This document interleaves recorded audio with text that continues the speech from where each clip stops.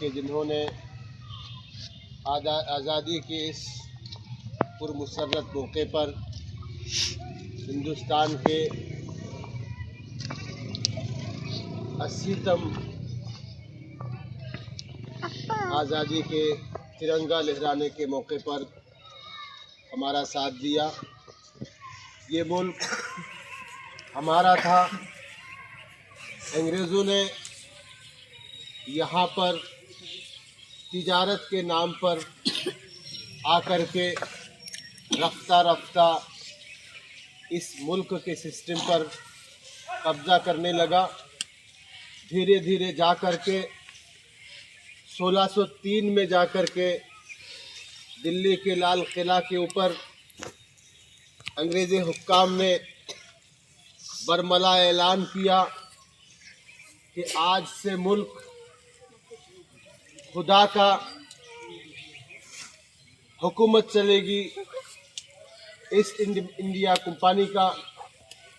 اس وقت ہمارے بزرگوں نے خاص طور پر حضرت شاہ ولی اللہ محدث صاحب دہلوی علیہ الرحمہ نے فتویٰ صادر کیا کہ آج سے یہ ملک غلام ہو چکا ہے۔ انگریزی حکومت کے خلاف لڑنا اور جنگ کرنا، مخالفت کرنا اس ملک کے تمام لوگوں کے اوپر فرض ہو چکا ہے۔ اس کے بعد انگریزوں نے خصوصاً مسلمانوں کو، اور ان میں بھی جو علماء کے شبیہ رکھتے تھے، صورت رکھتے تھے، چہرے پہ داڑھی ہوتا تھا، بدن پہ کرتا ہوتا تھا، سر پہ ٹوپی ہوتی تھی، ان کو مارنا شروع کیا۔ ایک نہیں کئی جنگیں ہوئی۔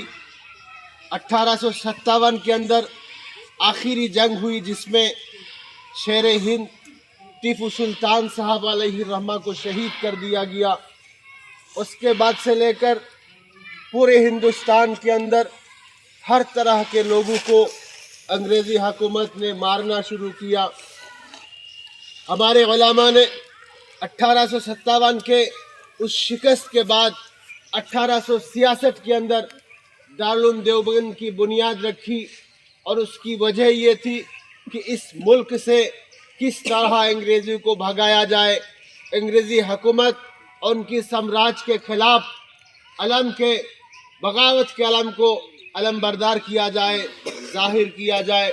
چنانچہ 1867 سے لے کر کے 1947 تک تقریباً 100 سال جیسے عمر ٹائم ہمارے بزرگوں نے لڑی، جب جا کر کے یہ ملک آزاد ہوا۔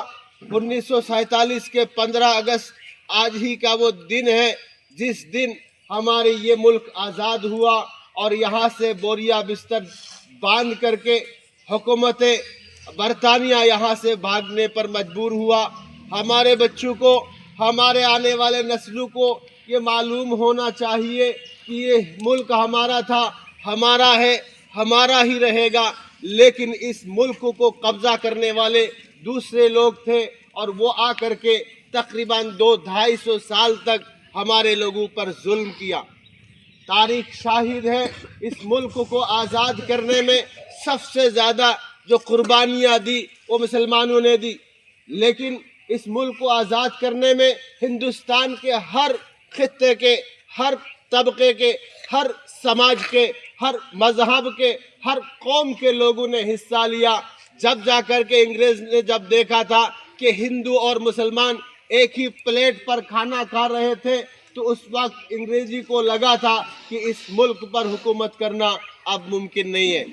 آج بھی ہمارا یہ ملک یہ پیغام دیتا ہے کہ ہر طرح کے لوگوں کے ساتھ بھائی چارگی کے ساتھ رہا جائے، ہمارے ساتھ پیار و محبت کو فروغ دیا جائے، جب جا کر کے یہ گلدستہ آگے بڑھے گا۔ میں اپنے بچوں سے یہی گزارش کروں گا کہ جس طرح ہمارے بزرگوں نے اس ملک کی خاطر اپنے خون کو اور اپنے جان کو مٹا دیا ہے، اسی طرح اس ملک کے لیے ہمیں بھی کوشش اور محنت کرنی چاہیے۔